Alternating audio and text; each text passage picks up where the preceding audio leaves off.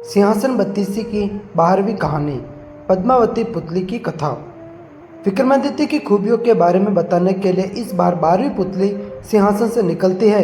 वह राजा भोज को राजा विक्रमादित्य और एक राक्षस की कहानी सुनाती है। एक दिन राजा विक्रमादित्य अपने राजपाट का काम खत्म करके सुहाने मौसम का आनंद उठा रहे थे। तभी उन्हें एक महिला की चीख सुनाई दी। वह मदद के लिए लोगों को पुकार रही थी। उसकी आवाज़ सुनते ही राजा तलवार लेकर घोड़े पर सवार हुए और तेजी से आगे बढ़ने लगे। कुछ समय बाद राजा उस जगह पहुंच गए जहां से महिला के चीखने की आवाज़ आ रही थी। राजा ने देखा कि उस महिला के पीछे एक भयानक राक्षस पड़ा हुआ है। विक्रमादित्य बिना देरी किए अपने घोड़े से कूद गए। महाराज को अपने सामने देखकर महिला बिलखते हुए उनसे मदद मांगने लगी। तब राजा विक्रमादित्य ने कहा, बहन, अब तुम्हारी जान मैं बचाऊंगा, तुम चिंता मत करो। इतने में वह राक्षस पहुंच गया और राजा विक्रमादित्य से कहने लगा कि एक साधारण इंसान उससे युद्ध में जीत नहीं सकता है। फिर जोर जोर से हंसते हुए राक्षस कहता है कि मैं पल भर में तुम्हें मार सकता हूँ। इतना कहते ही राक्षस तुरंत महाराज पर हमला करने के लिए आगे बढ़ता है। राजा विक्रमादित्य राक्षस को चेतावनी देते हैं, लेकिन राक्षस ने उनकी एक न सुनी। तभी विक्रमादित्य तलवार से राक्षस पर हमला कर देते हैं। राक्षस ने खुद को तलवार के हमले से बचाया और युद्ध करना शुरू किया। महाराज विक्रमादित्य काफ़ी चतुर थे, इसलिए उन्होंने पहले राक्षस को थकाया, उसके बाद राक्षस का सिर काट दिया।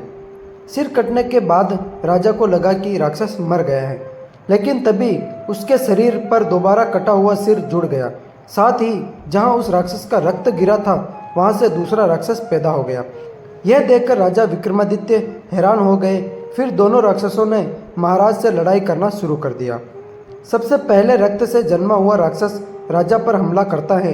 राजा चतुराई से उसके प्रहार से बचते हुए अपनी तलवार से उसके दोनों हाथ और पैर काट देते हैं। अपने साथी राक्षस को दर्द से तड़पता हुआ देखकर दूसरा राक्षस उसे लेकर वहां से भाग जाता है। राजा के पास उस दूसरे राक्षस पर हमला करने का मौका था, लेकिन राजा ने सोचा पीठ दिखाकर भागते हुए राक्षस पर हमला नहीं किया जाना चाहिए। इसके बाद राजा सीधे उस महल के पास चले गए।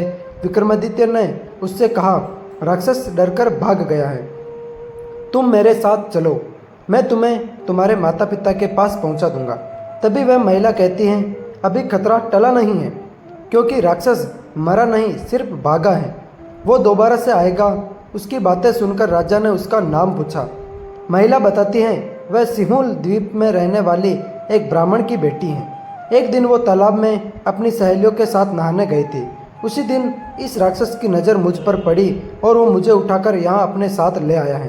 वह मुझसे शादी करना चाहता है, लेकिन मुझे उस राक्षस की पत्नी नहीं बनना है। यह सुनकर राजा उस ब्राह्मण पुत्री से कहते हैं, मैं उस राक्षस को मारकर तुम्हें उससे आज़ाद करा दूंगा। फिर विक्रमादित्य ने उससे राक्षस के बारे में पूछा कि वो दोबारा जिंदा कैसे हो रहा है। तब उस महिला ने बताया, राक्षस के पेट में एक मोहिनी रहती है जो तुरंत उसके मुंह में अमृत डाल देती है, इसीलिए वह दोबारा जीवित हो जाता है। लेकिन वह रक्त से जन्मे दूसरे राक्षस को अमृत नहीं दे सकती है, इसीलिए उसके रक्त से जन्मा राक्षस दर्द से तड़प रहा था। फिर राजा ने स्त्री से मोहिनी के संबंध में पूछा, लेकिन ब्राह्मण पुत्री को उसके बारे में कुछ मालूम नहीं था। मोहिनी के बारे में सोचते हुए विक्रमादित्य पास के पेड़ के नीचे आराम करने लगे। तभी उन पर एक शेर ने हमला कर दिया। शेर के पहले हमले से राजा के हाथ पर चोट लग गई। जैसे ही शेर ने राजा पर दूसरा हमला किया, महाराज विक्रमादित्य ने उस शेर के पैरों को पकड़कर उसे दूर फेंक दिया। तभी शेर अपने राक्षस रूप में आ गया।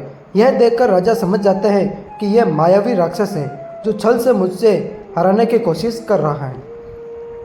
राजा तेजी से राक्षस के पीछे भागे और उससे युद्ध शुरू कर दिया। लड़ते लड़ते जब राक्षस थक गया, तब राजा ने तलवार से उसके पेट पर हमला किया। राक्षस दर्द के कारण चिल्लाने लगा। इसके बाद विक्रमादित्य ने उसके पेट को तलवार से काट दिया। पेट के फटते ही मोहिनी उससे बाहर निकलती हैं और अमृत लाने के लिए भागने लगती है। इसे देखकर विक्रमादित्य अपने बेतालों को बुलाकर मोहिनी को पकड़ने का आदेश देते हैं। काफ़ी देर तक अमृत न मिलने की वजह से राक्षस तड़पकर मर जाता है। फिर महाराज विक्रमादित्य उस मोहिनी से पूछते हैं कि तुम कौन हो। मोहिनी बताती है वह भगवान शिव की एक भक्त है, जिसे उसकी गलती के वजह से राक्षस की सेवा करनी पड़ रही थी। अब वह श्राप मुक्त हो गई। इतना सुनते ही राजा अपने साथ मोहिनी और उस ब्राह्मण पुत्री को महल लेकर आते हैं। महिला के माता पिता का पता लगाकर महाराज उसे उसके घर सकुशल पहुंचा देते हैं।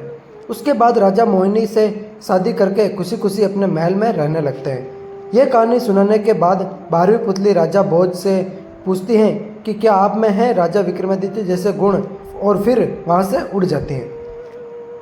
इस कहानी से सीख, लोगों की मदद करने से बड़ा कोई धर्म नहीं होता और किसी तरह का काम मुश्किल नहीं होता, बस थोड़ा सोच विचार कर कदम उठाना पड़ता है। तो फ्रेंड्स, मिलते हैं नेक्स्ट वीडियो में, तब तक के लिए जय हिंद जय भारत। अगर वीडियो अच्छा लगा हो तो लाइक ज़रूर कर देना।